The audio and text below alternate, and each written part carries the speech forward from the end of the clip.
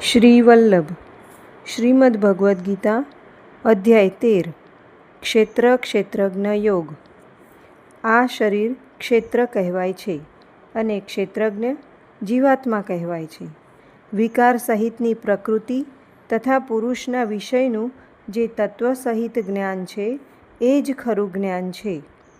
5 મહાભૂત, અહંકાર, બુદ્ધિ, મૂળ પ્રકૃતિ, 10 ઇન્દ્રિયો, મન અને ઇન્દ્રિયોના 5 વિષયો શબ્દ, સ્પર્શ, રૂપ, રસ અને ગંધ, ઈચ્છા, દ્વેષ, સુખ, દુઃખ, સ્થૂળ શરીર ચેતના અને ધૃતિ, આટલા વિકારો સહિતનું આ ક્ષેત્ર કહેવાયું છે.